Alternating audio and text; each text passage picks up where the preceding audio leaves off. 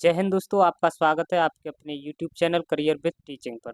दोस्तों उम्मीद करता हूं कि आप सभी लोग स्वस्थ होंगे और मस्त होंगे और अपनी आगामी परीक्षाओं की तैयारी अच्छी तरीक़ा से कर रहे होंगे। जो भी दोस्त इस चैनल पर पहली बार आया हो, इस चैनल को सब्सक्राइब करें जिससे कि हमारी आने वाली न्यू वीडियो का नोटिफिकेशन सबसे पहले मिले। दोस्तों वीडियो पर शुरू से अंत तक बने रहें और यह वीडियो आपके लिए बहुत ही महत्वपूर्ण होने वाली है दोस्तों। इससे पहले वाली वीडियो में दोस्तों मैंने इससे पहले वाले जो लेक्चर में आपको मैंने पढ़ाया था, नदियों के आधार पर दोस्तों हिमालय हिमालय का विभाजन आपको बताया था मैंने। जैसे मैंने दोस्तों सतलज सिंध नदी और सतलज नदी के बीच में कौन सा हिमालय बनता है, और सतलज और आपकी काली नदी के बीच में किस प्रकार का हिमालय बनता है, और काली नदी और तीस्ता नदी के बीच में दोस्तों कौन सा हिमालय बनता है, और तीस्ता और ब्रह्मपुत्र नदी के बीच में कौन सा हिमालय बनता है। यानी कि नदियों के आधार पर हिमालय का मैंने विभाजन आपको बता दिया था। फिर उसके बाद दोस्तों मैंने आपको जो भी हिल्स स्टेशन थे उसके बारे में इससे पहले वाले लेक्चर में बताया था। आज दोस्तों मैं आपको बताने वाला हूँ उत्तर के मैदान। एक्चुअली में उत्तर के मैदान होता क्या है, उत्तर के मैदानों का निर्माण किस तरीके से हुआ था, इसका इसका मैं आपको थोड़ा डेफिनेशन बता देता हूँ। जब नदियों के द्वारा जो भी नदियों के द्वारा दोस्तों इकट्ठे किए गए, यानी नदियों के द्वारा जो इकट्ठे किए गए अवसादों के द्वारा ही उत्तर उत्तर के मैदानों का निर्माण हुआ है। यानी दोस्तों पर्वतों से जो बड़ी बड़ी नदियाँ आती थी, जो बड़ी बड़ी नदियाँ आती थी पर्वतों से होकर, और उनकी दोस्तों छोटी छोटी जो ट्रिब्यूटरियाँ हैं, और ये दोस्तों ट्रिब्यूटरियाँ जो भी हैं, यानी कि ट्रिब्यूटरीज जो हैं दोस्तों नदियों की, यह बड़े बड़े पत्थरों को दोस्तों इन्होंने काटा है। यानी बड़े बड़े जो पर्वत हैं उनको इन नदियों ने काटा है। और दोस्तों इन्हीं पर्वतों को काट काट कर दोस्तों जो आगे अवसादों को इकट्ठा जमा किया गया है, इन्हीं दोस्तों पर्वतों को काट काट कर इन नदियों के द्वारा जो अवसादों को जमा किया गया है, एक जगह एक डिपोजिट किया गया है, इन्हीं अवसादों से ही दोस्तों उत्तर के मैदानों का निर्माण हुआ है। तो दोस्तों आई होप दोस्तों उम्मीद करता हूँ कि आपको यह डेफिनेशन समझ में आई होगी। यानी कि जो बड़े बड़े दोस्तों नदियाँ नदियाँ होती हैं जो पर्वतों से निकलती हैं, और उनकी छोटी छोटी ट्रिब्यूटरीज होती हैं, और ये सभी नदियाँ दोस्तों पर्वतों को काटती हैं। इन नदियों ने पर्वतों को काटा है, और पर्वतों को काट काट कर ये दोस्तों जो भी अवसाद हैं इनको एक जगह पर इकट्ठा यानी जमा किया है, और इन्हीं अवसादों से जो निर्माण हुआ है वो उत्तर के मैदानों का निर्माण हुआ है। यानी दोस्तों उत्तर के मैदान को हम नॉर्थन प्लेन्स भी बोलते हैं, और इन्हीं उत्तर के मैदान को हम सिंधु सिंधु का मैदान और गंगा का मैदान और ब्रह्मपुत्र का मैदान भी कहते हैं। उत्तर के मैदानों के अन्य नाम की अगर हम बात करें दोस्तों, तो आपके सिंधु सिंधु का मैदान, गंगा का मैदान, ब्रह्मपुत्र का मैदान के नाम से भी उत्तर के मैदानों को जाना जाता है। इसके निर्माण की मैंने दोस्तों आपको बता दिया है कि दोस्तों इनका इसका जो निर्माण हुआ है उत्तर के मैदान का, ये अवसादों के द्वारा इसका निर्माण हुआ है। अवसादों के द्वारा इसका उत्तर उत्तर जो उत्तरी मैदान है उनका निर्माण हुआ है। मैंने आपको बता दिया था जो कि बड़ी बड़ी जो नदियाँ होती हैं और उनकी जो छोटी छोटी ट्रिब्यूटरी होती हैं, वो पर्वतों को उन्होंने बहुत सारा काटा है, और इन्हीं पर्वतों को काट काट कर दोस्तों इनसे अवसादों को एक जगह पर इकट्ठा किया गया है, और इन्हीं अवसादों के द्वारा ही उत्तरी मैदानों का निर्माण हुआ है। यानी अवसादों को हम सेडिमेंट्स भी कहते हैं। और दोस्तों उत्तरी मैदानों पर ही उच्च जनसंख्या घनत्व देखने के लिए मिलता है, जिसे हम हाई पॉपुलेशन डेंसिटी बोलते हैं। यानी कि उच्च जनसंख्या यानी कि दोस्तों अधिक जनसंख्या देखने के लिए मिलती है। उत्तर का मैदान की अगर हम बात करते हैं तो दोस्तों उत्तर प्रदेश और आपका बिहार और बंगाल का क्षेत्र दोस्तों यह आपका उत्तर के मैदान में मैक्सिमम पड़ता है। और दोस्तों यहाँ पर maximum high high population density भी देखने के लिए मिलती है, क्योंकि दोस्तों यहाँ पर ये जनसंख्या यहाँ पर इसलिए देखने के लिए मिलती है क्योंकि दोस्तों यहाँ की जो ज़मीन होती है वो अधिक फर्टिलाइज़र होती है। अधिक यहाँ की जो ज़मीन होती है दोस्तों अधिक फर्टाइल होती है, यानी कि अधिक उर्वरक होती है, अधिक उपजाऊ होती है, और यहाँ पर दोस्तों आसानी से जो भी सब्जी है, जो भी दोस्तों खाने की जो भी दोस्तों ज़रूरत की जो भी चीज़ें हैं वो आसानी से उपलब्ध उपलब्ध हो जाती हैं। इसलिए यहाँ पर जनसंख्या देखने के लिए अधिक मिलती है। यहाँ की जो मिट्टी है वो सबसे ज़्यादा फर्टाइल है, और यहाँ खाने पीने की चीज़ें उगाई जाती हैं, आसानी से उगाई जा सकती हैं, जिसकी वजह से भी एक कारण है कि यहाँ जनसंख्या देखने के लिए मिलती है। दोस्तों नेक्स्ट मैंने आपको बताया था इससे पहले वाले लेक्चर में भी कि जो उत्तर के मैदान है दोस्तों, वो 4 टाइप्स के मैदान हैं, जिसमें से इसकी एक ट्रिक है भात खाबो। भात खाबो यानी कि भा से दोस्तों भावर हो जाएगा और ता से तराई का क्षेत्र हो जाएगा। भावर के मैदान हो जाएंगे, ता से तराई का मैदान हो जाएंगे, खा से खादर के मैदान हो जाएंगे और बा से बांगर के मैदान हो जाएंगे। दोस्तों मैं आपको पढ़ाने वाला हूँ इसमें बांगर के मैदान। जैसे मैंने आपको बताया था पहले, इस महान हिमालय पड़ता है, महान हिमालय पर्वत की श्रेणियाँ, फिर लघु हिमालय की पर्वत श्रेणियाँ, फिर शिवालिक शिवालिक की पर्वत श्रेणियाँ, शिवालिक हिमालय की पर्वत श्रेणियाँ पड़ती हैं। दोस्तों जब इन हिमालयों जिन इन पर्वतों से जब नदियाँ निकलती हैं, तो इन नदियों ये दोस्तों जो नदियाँ पर्वतों से निकल कर आती हैं और इन नदियों के साथ बहुत मोटे मोटे पत्थर भी आते हैं। यानी दोस्तों जब पर्वतों से जब नदियाँ आती हैं, तो इनके साथ बहुत सारे मोटे मोटे पत्थर भी आते हैं।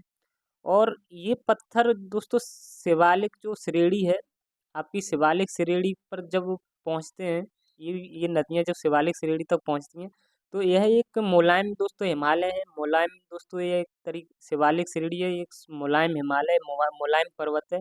और यहाँ पर दोस्तों ये नदियाँ बहुत सारा तोड़ फोड़ करती हैं, यहाँ से बहुत पर्वतों को काटती हैं।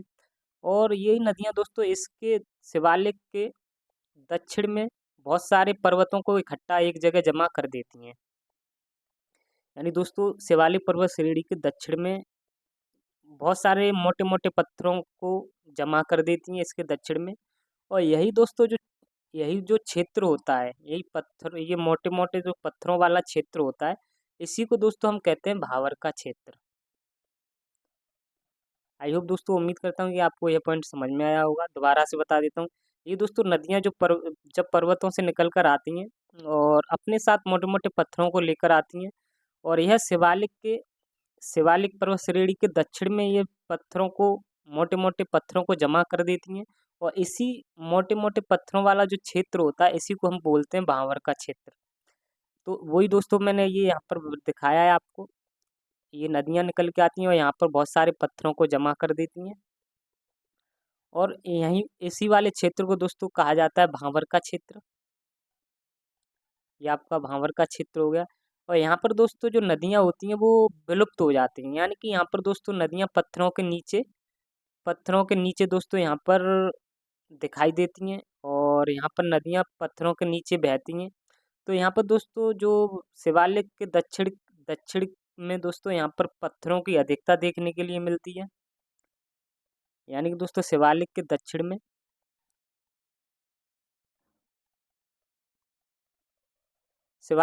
में दोस्तों पत्थरों की अधिकता देखने के लिए मिलती है। और यहाँ पर पत्थरों की अधिकता होने की वजह से दोस्तों यहाँ पर कृषि नहीं हो सकती है। और इसी भावर के क्षेत्र में नदियाँ जो होती हैं, वो नदियाँ पत्थरों में विलुप्त हो जाती हैं। विलुप्त का मतलब यहाँ पर ये होता है दोस्तों, नदियाँ पत्थरों के नीचे बहती हैं, ना कि पूरी तरीक़ा से गायब हो जाती हैं, पत्थरों के नीचे यहाँ पर नदियाँ बहती हैं। तो आई होप दोस्तों, उम्मीद करता हूँ कि आपको ये पॉइंट समझ में आया होगा कि भावर क्षेत्र कौन सा होता है।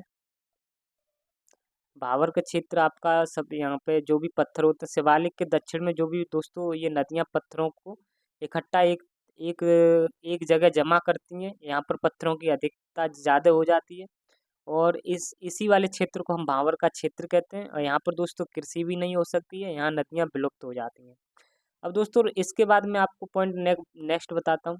जब नदियाँ दोस्तों यहाँ पर भावर के यानी कि यहाँ पे मोटे मोटे पत्थर जब जमा हो जाते हैं, तो ये मोटे मोटे पत्थरों वाला जो क्षेत्र होता है भावर का क्षेत्र, यहाँ पर दोस्तों जो नदियाँ होती हैं वो पत्थरों में विलुप्त हो जाती हैं, यानी पत्थरों के नीचे यहाँ पर बहती हैं। जब नदियाँ यहाँ से आगे निकलती हैं जब दोस्तों यहाँ से नदियाँ आगे निकलती हैं जब नदियाँ यहाँ से आगे बढ़ती हैं दोस्तों, तो ये नदियाँ ज़्यादा दूर तक यहाँ पत्थर नहीं ले जा सकती हैं।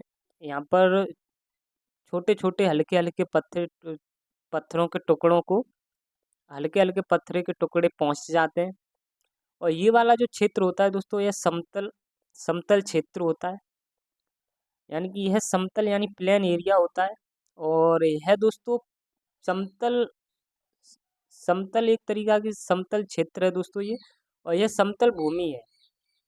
ये जो समतल भूमि है, ये दोस्तों एक तरीके की अ, नम नमी नमी वाली एक भूमि है ये। यहाँ पर ये दोस्तों भूमि जो है समतल भूमि है दोस्तों, एक आप कह सकते हो गीली है। ये जो समतल नमी भूमि है दोस्तों, यहाँ देखने के लिए मिलती है। और यहाँ पर आप इसको दूसरा नाम कह सकते हो दलदल टाइप की। यहाँ से जब नदियाँ आगे निकलती हैं तो यहाँ पर दोस्तों हल्की नमी वाला क्षेत्र बनाती हैं। इसी नमी वाले क्षेत्र को ही दोस्तों हम कहते हैं तराई का क्षेत्र। ये जो दोस्तों समतल नमी वाला जो क्षेत्र है, यानी समतल नमी वाली भूमि जो है, इसको हम बोलते हैं तराई का क्षेत्र। यानी भांवर के क्षेत्र से जब आगे नदियाँ निकलती हैं तो आगे जो क्षेत्र बनाती हैं वो समतल नमी वाला क्षेत्र, समतल नमी वाली भूमि को बनाती हैं। और यहाँ पर नदियाँ जो होती हैं दोबारा से फिर से बाहर निकलती हैं और यहाँ पर दिखने लगती हैं। तो यही दोस्तों आगे मैंने आपको पॉइंट यहाँ पर बताया कि ये यहाँ से आगे निकलती हैं नदियाँ। ये आपकी तराई का क्षेत्र है। यहाँ यहाँ पर नदियाँ जो होती हैं दोस्तों, यहाँ यह दोस्तों भांवर के दक्षिण में स्थित होती है। तराई का जो क्षेत्र होता है दोस्तों भांवर का, यानी कि भांवर ये क्षेत्र ये है, इसके दक्षिण में स्थित होता है। और ये तराई का क्षेत्र दोस्तों समतल नमी भूमि का होता है। यहाँ पर यहाँ पर नदियाँ पुनः बाहर आती हैं। और यहाँ पर दोस्तों जो भूमि होती है वो एक तरीका से इस भूमि में नमी होती है, यानी कि हल्की गीली होती है। और इसी भूमि में दोस्तों जो कृषि, यहाँ पर कृषि की जा सकती है। और कृषि में भी यहाँ पर धान और गन्ना सबसे ज़्यादा उगाए जाते हैं। यह दोस्तों आपके जैसे कि आपका मुरादाबाद और सहारनपुर के क्षेत्र की तरफ ये ज़्यादा तराई का क्षेत्र देखने के लिए मिलता है। और यहाँ पर दोस्तों ये थोड़ा पानी का जमाव और रहने की अधिकता रहती है। हल्की गीली जमीन होने की वजह से यहाँ पर मच्छरों का प्रकोप अधिक दिखता है। मच्छरों का प्रकोप दिखता है जिसकी वजह से यहाँ पर मलेरिया के लक्षण अधिक देखने के लिए मिलते हैं। आई होप दोस्तों, उम्मीद करता हूँ कि आपको तराई का क्षेत्र समझ में आया होगा। तराई का क्षेत्र क्या होता है दोस्तों, यह भांवर के दक्षिण में स्थित होता है। और यहाँ की जो जमीन होती है वो दोस्तों समतल होनी होती है, यानी कि एक तरीका से प्लेन होती है। प्लेन यानी कि नम भूमि होती है दोस्तों, प्लेन प्लेन भूमि होती है। और इस भूमि में थोड़ी हल्की नमी होती है, यानी कि हल्का गीलापन होता है। इसी भूमि को दोस्तों हम बोलते हैं तराई का क्षेत्र। जब दोस्तों तराई, इसके बाद नेक्स्ट पॉइंट पर बढ़ते हैं। जब हमारा ये तराई का क्षेत्र हो गया, जब दोस्तों यहाँ से जब नदियाँ आगे निकलती हैं,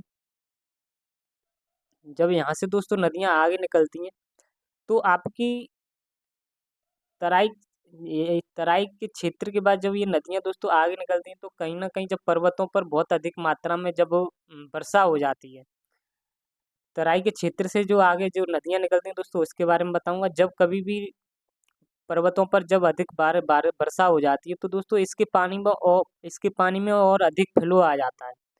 फ्लो अधिक आ जाने की वजह से दोस्तों फ्लो इनकी नदियों में थोड़ा फ्लो बढ़ जाता है। और फ्लो बढ़ जाने की वजह से दोस्तों इसके आसपास में भी पानी पहुंच जाता है।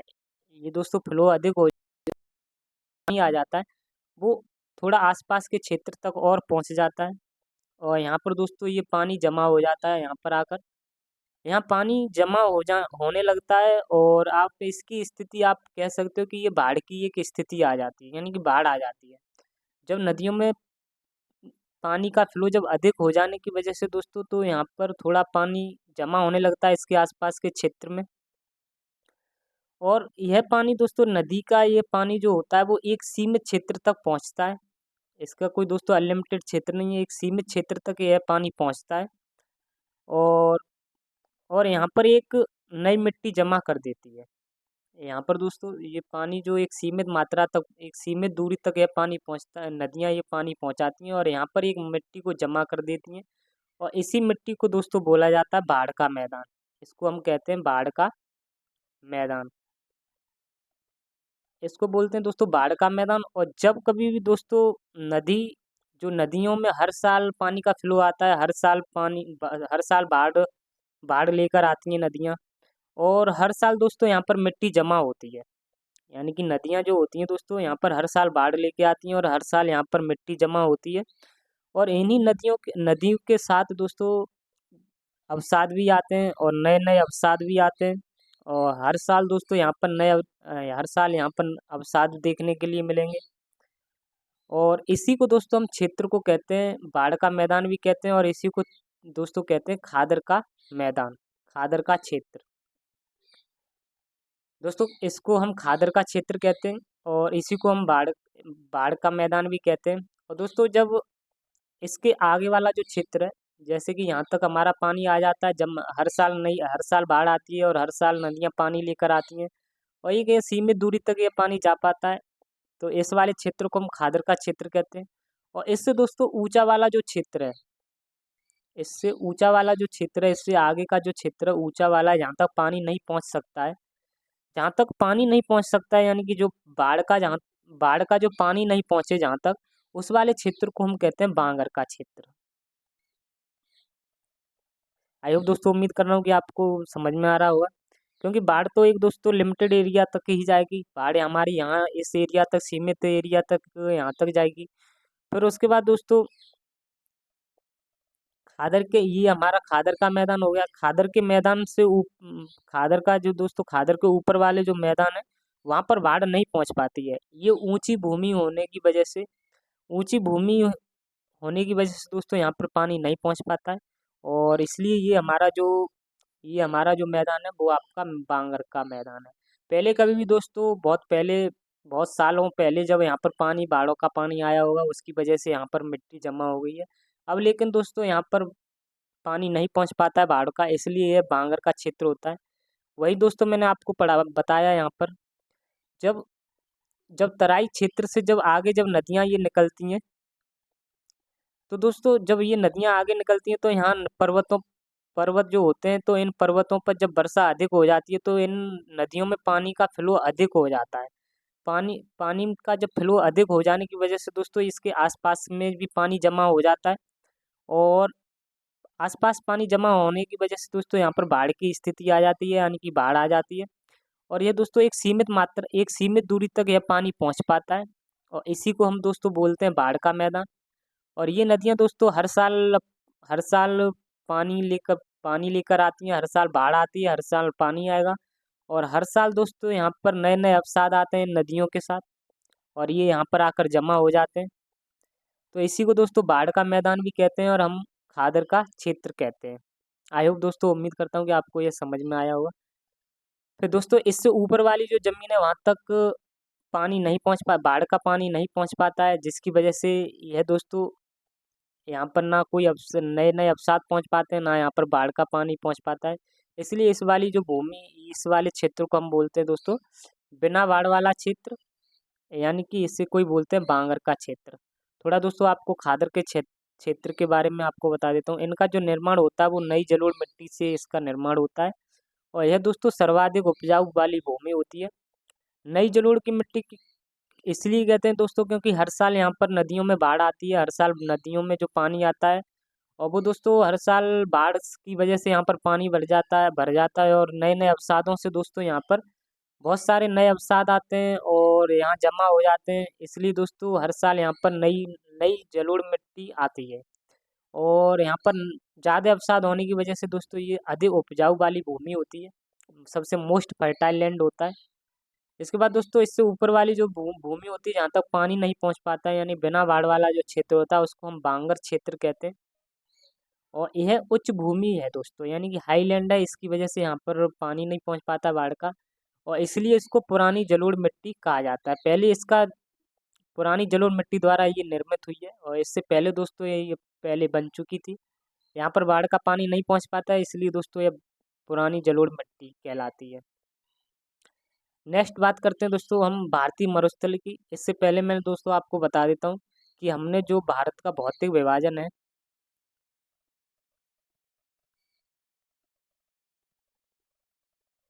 उसमें दोस्तों हमने भारत के भौतिक विभाजन में उत्तर के पर्वत पढ़ लिए। उत्तर के पर्वत में मैंने आपको बता दिया, जिसमें हमने ट्रांस हिमालय की दोस्तों ट्रांस हिमालय के बारे में पढ़ा था। ट्रांस हिमालय में जो भी पर्वत श्रृंखलाएं थी, जैसे काराकोरम, लद्दाख, जास्कर, कैलाश, ये दोस्तों हमने इन पर्वत श्रृंखलाओं के बारे में भी पढ़ा था, ट्रांस हिमालय के बारे में पढ़ा था। एक था हमारा हिमालय, और हिमालय की दोस्तों जो पर्वत श्रृंखलाएं थी, जिसमें हमने महान हिमालय और मध्य हिमालय, जिसे हम लघु हिमालय कहते हैं, और शिवालिक हिमालय की पर्वत श्रेणियों के बारे में पढ़ा हमने। उसके बाद दोस्तों ये हमारा कंप्लीट हो गया। उसके बाद हमने उत्तर के मैदानों के बारे में पढ़ लिया। उत्तर के मैदानों में भी दोस्तों हमने ये आपके 4 टाइप के जो भी मैदान थे, भावर था, एक आपका तराई का क्षेत्र था, एक खादर का था, एक दोस्तों बांगर का क्षेत्र था। ये भी उत्तर के मैदानों के बारे में हमने पढ़ लिया। और उत्तर के मैदान जो दोस्तों आपको देखने के लिए मिलते हैं आपके मध्य उत्तर प्रदेश और बिहार और पश्चिम बंगाल का क्षेत्र जो होता है, वो दोस्तों आपका उत्तर के मैदान कहलाता है। अब इसका जो तीसरा जो भौतिक विभाजन है दोस्तों, वो हमारा भारतीय मरुस्थल है। भारतीय मरुस्थल मैंने आपको बता दिया था, गुजरात और राजस्थान से होते हुए हल्का पहाड़ दोस्तों हरियाणा में भी पहुंचता है। ये हमारे भारतीय मरुस्थल देखने के लिए मिलते हैं दोस्तों। भारतीय मरुस्थल क्या होता है दोस्तों? भारतीय मरुस्थल को हम रेगिस्तान भी कहते हैं, और भारत का मरुस्थल वहीं बनता है दोस्तों यहाँ पर वार्षिक वर्षा 70 सेंटीमीटर से कम होती है। यानी कि ऐसी भूमि, ऐसी जगह पर जहाँ पर 70 सेंटीमीटर से कम बारिश होती है प्रत्येक वर्ष, तो वहाँ पर दोस्तों मरुस्थल की स्थिति देखने के लिए मिलती है।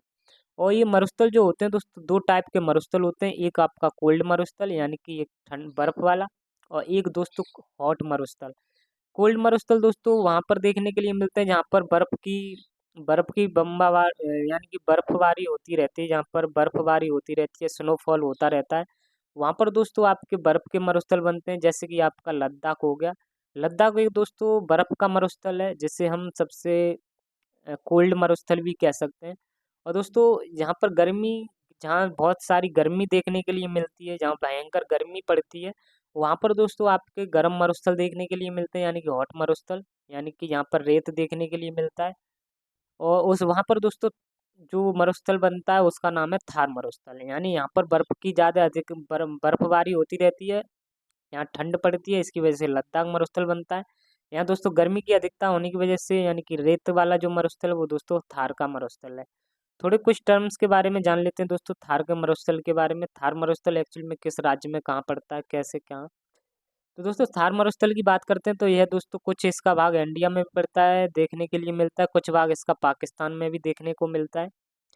और यह अरावली पर्वत के पश्चिम में यह स्थित है। और राज्य की बात करते हैं दोस्तों, यह राजस्थान में देखने के लिए मिलता है। और थार मरुस्थल में एक मात्र नदी है दोस्तों, लूनी नदी है, और यह भारतीय मरुस्थल की प्रमुख नदी है। यह दोस्तों भारतीय मरुस्थल में यह नदी लूनी नदी देखने को मिलती है, और यह सबसे प्रमुख नदी है। इसी प्रकार से दोस्तों हमने तीसरा हमारा ये तीसरा हमारा भारतीय भौतिक विभाजन हो गया। चौथा हमारा भौतिक विभाजन था दोस्तों प्रायद्वीपीय पठार, यानी पेनिनसुलर प्लेट्यू। पेनिनसुलर प्लेट्यू के बारे में मैंने आपको बता दिया था। पठार क्या होता है? पठार से मैंने दोस्तों आपको बता दिया था कि ऐसी भूमि जो दोस्तों जमीन से उठी हुई होती है और ऊपर से फ्लैट होती है, यानी कि समतल होती है, जिसे हम 300 मीटर की दूरी से देख सकते हैं, उसी को हम दोस्तों पठार कहते हैं। और दोस्तों प्रायद्वीपी क्या होता है? प्रायद्वीपी वो होता है जो कि दोस्तों ऐसी भूमि जो दोस्तों चारों तरफ, तीन तरफ से, ऐसी भूमि का टुकड़ा जो तीन तरफ से दोस्तों पानी पानी से घिरा हुआ होता है, उसको हम दोस्तों प्रायद्वीपी कहते हैं। जैसे कि हमारा प्रायद्वीपी है, हमारा साउथ इंडियन का पार्ट जो है वो एक प्रायद्वीपी है, यानी कि पेनिनसुलर है। और जैसे साउथ इंडिया का दोस्तों बात करते हैं, जो हमारा साउथ इंडियन है, यानी कि ये हमारा साउथ इंडियन है, ये इधर अगर हम देखेंगे, हमारा दक्षिणी भारत की अगर हम बात करते हैं, तो ये दोस्तों इधर बे ऑफ बंगाल की खाड़ी से घिरा हुआ है, नीचे हिंद महासागर के पानी से घिरा हुआ है, और इधर दोस्तों अरब सागर के पानी से घिरा हुआ है। यानी कि इसके तीनों तरफ से पानी, यानी कि ये साउथ हमारा ये दक्षिणी भारत है, यह तीनों तरफ से पानी से घिरा हुआ है। इसलिए यह दोस्तों एक दक्षिणी भारत एक हमारा प्रायद्वीपी है। और मैंने आपको बता दिया था, यह तीन ओर से जो जल से घिरा हुआ भूभाग होता है, यानी कि जो तीन तरफ से ऐसा जमीन का टुकड़ा जो जल से घिरा हुआ होता है, उसको हम प्रायद्वीपीय कहते हैं। इसी तरीके से दोस्तों भारत में एक और प्रायद्वीपी है, जिसे हम ये दूसरा प्रायद्वीपी है, जिसे हम दोस्तों काठियावाड़ का प्रायद्वीपी कहते हैं, जो कि दोस्तों गुजरात के क्षेत्र में देखने के लिए मिलता है। यानी कि ये दोस्तों ये आपका, जैसे मैं आपको बता देता हूँ, ये हमारा गुजरात का मैप है।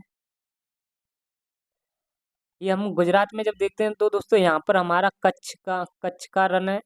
कच्छ रन है दोस्तों, यहाँ पर कच्छ का रन देखने के लिए मिलता है। यहाँ पर कच्छ का रन वाला हमारा, यहाँ पानी भरा हुआ होता है, यानी कि ये भी हमारा एक तरीके से सी है।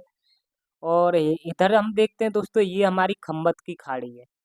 खम्बात की खाड़ी है दोस्तों, यहाँ पर खम्बात की खाड़ी का यहाँ पर पानी देखने को लिए मिलेगा। और यहाँ दोस्तों ये हमारा अरब सागर है, यहाँ पर अरब सागर का हमारा पानी देखने के लिए मिलेगा। तो यहाँ पर भी ये पानी से घिरा हुआ है, इधर भी पानी से घिरा हुआ है। इसलिए तीन तरफ से ये दोस्तों पानी से घिरा हुआ जो भूमि का टुकड़ा है, इसको भी हम आप प्रायद्वीपी कह सकते हैं। तो यह दोस्तों जो प्रायद्वीपी है, इसका नाम है काठियावाड़ का प्रायद्वीप। काठियावाड़ का प्रायद्वीप जो जो कि दोस्तों सौराष्ट्र यानी गुजरात में स्थित है। यहाँ पर दोस्तों ये जो घेरा हुआ है तीन तरफ से पानी के यानी कि जल से, वो इधर आपका ये कच्छ का रण है और इधर दोस्तों आपका खंबात की खाड़ी है और ये आपका है दोस्तों अरब सागर।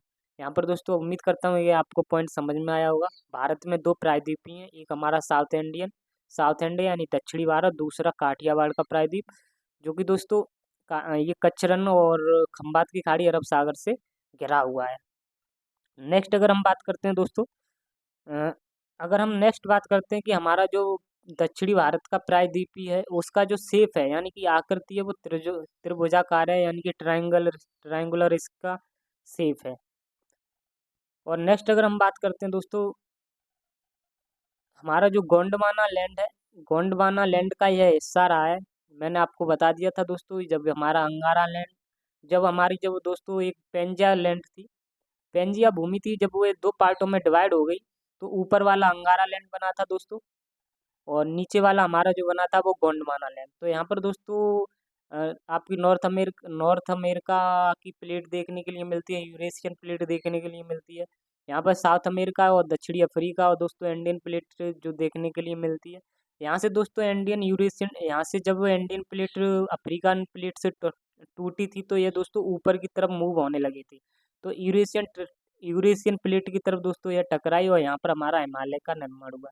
इसलिए हम कहते हैं जो हमारा साउथ इंडियन प्लेट है वो दोस्तों गोंडवाना लैंड का हिस्सा रहा है। इसी तरीके से एक क्वेश्चन बनता है दोस्तों कि कौन सा भौतिक विभाजन पुराना है, यानी कि हमारे जितने भी भौतिक विभाजन है वो इनमें से सबसे पुराना कौन सा भौतिक विभाजन है। क्योंकि दोस्तों गोंडवाना लैंड का ये हिस्सा रहा था हमारा दक्षिणी भारत और यहीं पर दोस्तों जो बना है वो प्लेट्यू है यानी कि पठार है। तो हमारा जो सबसे पुराना है दोस्तों भौतिक विभाजन वो पठार बना। सबसे पहले हमारा पठार बना, फिर उसके बाद दोस्तों हमारा हिमालय बने, फिर उसके बाद मैदान बने। इस तरीके से दोस्तों ये भौतिक विभाजन पुराने सबसे पुराना ये वाला है पठार। इसके बाद दोस्तों कुछ हम माउंटेन के बारे में पढ़ते हैं जो कि हमारे प्रायद्वीपीय पठार के अंतर्गत अंतर्गत आएंगे। और सबसे पहले माउंटेन की बात करते हैं दोस्तों, हम अरावली पर्वत की बात करते हैं। अरावली पर्वत की अगर हम बात करते हैं तो इसकी एक्चुअली में जो लंबाई है, मुख्य जो लंबाई वो दोस्तों 692 किलोमीटर इसकी लंबाई है। यहाँ से आप देख सकते हो 692 किलोमीटर इसकी लंबाई है। अगर दोस्तों इसके छोटे मोटे टुकड़ों को भी, अरावली पर्वत के छोटे मोटे जो टुकड़े हैं, जो छोटे मोटे जो पार्ट हैं, उनको भी अगर जोड़कर इसकी लंबाई को काउंट करेंगे तो इसकी लंबाई पड़ती है 800 किलोमीटर। यानी कि दोस्तों जो अरावली पर्वत है इसकी छोटी छोटी पहाड़ियों को भी इसमें शामिल करते हैं। इसकी छोटी मोटी पहाड़ियों को भी अगर हम शामिल करते हैं तो इसकी जो लंबाई हो जाती है, जो लेंथ हो जाती है वो 800 किलोमीटर इसकी लंबाई हो जाती है। अगर हम दोस्तों बात करते हैं इसका जो एक्सपेंशन है यानी कि विस्तार है अरावली पर्वत का, वो गुजरात से स्टार्ट होता है, गुजरात से होकर यानी गुजरात, राजस्थान और आपका हरियाणा और दिल्ली तक इसका विस्तार है। तीन स्टेट में और चौथा दोस्तों यूनियन टेरिटरी है, गुजरात, राजस्थान, हरियाणा, दिल्ली। अगर हम इसके प्रकार की बात करें कि किस टाइप का यह हमारा अरावली पर्वत है, तो ये दोस्तों सबसे पुराना बलित पर्वत है। सबसे पुराना यानी सबसे ओल्डेस्ट फोल्डेड माउंटेन है। बलित मैंने आपको बता दिया था, बलित का मतलब होता है मोड़दार। ये हमारा दोस्तों सबसे पुराना मोड़दार पर्वत है। और इसी पर्वत की दोस्तों ये इतना पुराना हो चुका है कि इसकी उम्र हो जाने की वजह से, इसकी अधिक उम्र हो जाने की वजह से यह सबसे प्राचीन दोस्तों पर्वत है।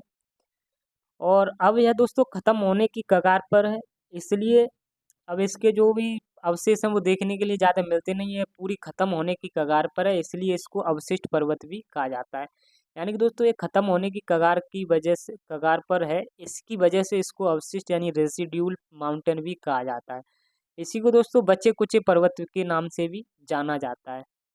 अगर हम दोस्तों इसकी सबसे ऊंची चोटी की बात करते हैं, अरावली पर्वत की सबसे जो हाईएस्ट पीक है वो आपकी गुरशिखर है और जिसकी हाइट 1722 मीटर है। और यह दोस्तों गुरशिखर जो देखने के लिए इसकी चोटी मिलती है वो माउंट आबू हिल्स है। माउंट आबू हिल्स राजस्थान में देखने को मिलेगी। और इस अरावली पर्वत का दोस्तों एक जरगा पहाड़ी है जो कि उदयपुर राजस्थान में स्थित है। और यह भी दोस्तों जरगा पहाड़ी जो है अरावली का ही भाग है। नेक्स्ट पॉइंट की बात करते हैं दोस्तों, जो हमारा अरावली पर्वत है वो रायसीना की पहाड़ियों पर स्थित है। रायसीना की पहाड़ी जो है दोस्तों वो दिल्ली में स्थित है। वो भी आपकी अरावली का ही भाग है। और इसी रायसीना की पहाड़ियों पर दोस्तों राष्ट्रपति भवन भी स्थित है। आई होप दोस्तों, उम्मीद कर रहा हूँ कि आपको यह पॉइंट समझ में आया होगा। नेक्स्ट अगर हम बात करते हैं दोस्तों, नेक्स्ट हमारा जो पर्वत है दोस्तों वो विंध्य पर्वत है। कौन सा पर्वत है? नेक्स्ट हमारा जो पर्वत है वो विंध्य पर्वत है। इसको हम विंध्याचल पर्वत के नाम से भी जानते हैं। इसको हम, एक और दोस्तों पॉइंट रह गया, 1 मिनट दोस्तों। जो और यहाँ पर अगर हम बात करते हैं दोस्तों, ये दिलवाड़ा जैन मंदिर भी यहीं पर है आपका, माउंट आबू राजस्थान में ही दोस्तों। ये आपका दिलवाड़ा जैन मंदिर भी स्थित है। दिलवाड़ा जैन मंदिर कहाँ स्थित है दोस्तों? माउंट आबू हिल्स यानी कि राजस्थान में ही दोस्तों ये दिलवाड़ा जैन मंदिर भी स्थित है। और अब हम दोस्तों नेक्स्ट बात करते हैं विंध्य पर्वत यानी कि विंध्याचल पर्वत की। इसको हम विंध्याचल पर्वत भी कहते हैं। इसका अन्य नाम से दोस्तों हम बात करते हैं विंध्याचल पर्वत के नाम से भी जानते हैं, जो कि दोस्तों यह मध्य प्रदेश में स्थित है। और यह दोस्तों इस विंध्याचल पर्वत को हम ब्रह्मस पर्वत और उत्खंड पर्वत के नाम से भी जानते हैं, यानी कि ये एक ब्लॉक माउंटेन है। किस तरीका, अगर हम इसके टाइप की बात करते हैं दोस्तों, तो ये ब्रह्मस पर्वत और उत्खंड पर्वत यानी कि ब्लॉक माउंटेन, एक ब्लॉक माउंटेन है दोस्तों यह विंध्य पर्वत। और यह दोस्तों इस तरीके का पर्वत है कि यह विंध्य पर्वत जो है वो दक्षिणी भारत और उत्तर भारत को अलग करता है। यानी कि यह इस तरीके से स्थित है, यानी कि दोस्तों यहाँ पर स्थित है मध्य प्रदेश में। यहाँ पर दोस्तों नॉर्थ इंडियन को डिवाइड करता है और इधर साउथ इंडियन को डिवाइड करता है। तो दोस्तों यह विंध्याचल जो पर्वत है वो दक्षिण भारत और उत्तर भारत को अलग करता है। और अगर हम इसकी सबसे ऊंची चोटी की बात करते हैं, हाईएस्ट पीक, जिसका नाम है माउंट कलुमार। क्या है दोस्तों? माउंट कलुमार, जिसे हम सद्भावना शिखर के नाम से भी जानते हैं। अन्य नाम इसका सद्भावना शिखर के नाम से भी इसको जानते हैं। अगर हम दोस्तों नेक्स्ट बात करते हैं, ये जो विंध्य जो पर्वत है दोस्तों, इसकी इसकी अगर हम दोस्तों बात करते हैं विंध्य पर्वत की, पूर्व में भी कुछ पीक पीक है, छोटी छोटी दो पर्वत श्रृंखलाएं पूर्व की तरफ भी। विंध्य पर्वत की दोस्तों पूर्व की तरफ यानी कि ईस्ट की तरफ कुछ छोटी छोटी पर्वत श्रृंखलाएं, जिनमें से एक है दोस्तों कैमूर की पहाड़ी, जो कि दोस्तों उत्तर प्रदेश और मध्य प्रदेश में स्थित है। कैमूर की पहाड़ी दोस्तों यह एक पर्वत श्रृंखला है विंध्य पर्वत की। और एक है दोस्तों भारनेर की पहाड़ी। यह दोस्तों आपके यूपी, एमपी और बिहार में स्थित है भारनेर की पहाड़ी। और यह आपकी दोनों पहाड़ियाँ पूर्व की तरफ दो छोटी छोटी दो पर्वत श्रृंखलाएं हैं। और इस तरीके से दोस्तों आपको उम्मीद करता हूँ कि आपको यह पॉइंट समझ में आया होगा। और एक पॉइंट और है दोस्तों, ब्रह्मस पर्वत के बारे में थोड़ा आपको बता देता हूँ। ब्रह्मस पर्वत क्या होते हैं कि जैसे कि हमारा कोई दोस्तों एक कोई पठार होता है, यानी कि दोस्तों ये पठार हो, जब ये हमारे एक पठार था, यानी कि जब दोस्तों किसी कारणवश जब टेक्टोनिक प्लेटें जब आपस में जब दोस्तों यानी कि टेक्टोनिक प्लेट जब दोस्तों बीच में से घिसक जाती है, यानी कि बीच में से जब आपके बीच में से टेक्टोनिक प्लेट, जब जो टेक्टोनिक प्लेट जो होती है वो नीचे घिसक जाती हैं बीच में, यानी कि बीच में जो गड्ढा हो जाता है, ये वाला जो गड्ढा हो जाता है दोस्तों, यानी कि दरार पड़ जाती है बीच में। और इसी जो बीच में इसी घाटी को दोस्तों बोला जाता है भ्रंश भ्रंश की घाटी। इसको हम बोलते हैं दोस्तों भ्रंश की घाटी। ये आपकी भ्रंश की घाटी हो जाती है। और जो ये दोस्तों आपस में जो उठे हुए होते हैं, इधर जो उठे हुए होते हैं, इनको हम बोलते हैं भ्रंश पर्वत। दोस्तों ये वाले जो उठे हुए भाग होते हैं ये भ्रंश पर्वत कहलाते हैं। और कुछ कारणवश जब प्लेटें टेक्टोनिक प्लेटें जब नीचे घिसक जाती हैं, बीच में दरार आ जाती है, तो उसको उस घाटी को बोलते हैं भ्रंश घाटी। और जो ऊपर जो उठा हुआ भाग होता है उसको बोलते हैं भ्रंश पर्वत। आई होप दोस्तों, उम्मीद करता हूँ कि आपको यह वीडियो पसंद आई हो। और वीडियो अगर पसंद आई हो तो वीडियो को लाइक करें एंड शेयर करें और चैनल को सब्सक्राइब करें, जिससे कि हमारी आपके पास सबसे पहले वीडियो आए। आज के लिए इतना, मिलते हैं नेक्स्ट वीडियो में। जय हिंद, जय भारत, जय माँ सरस्वती।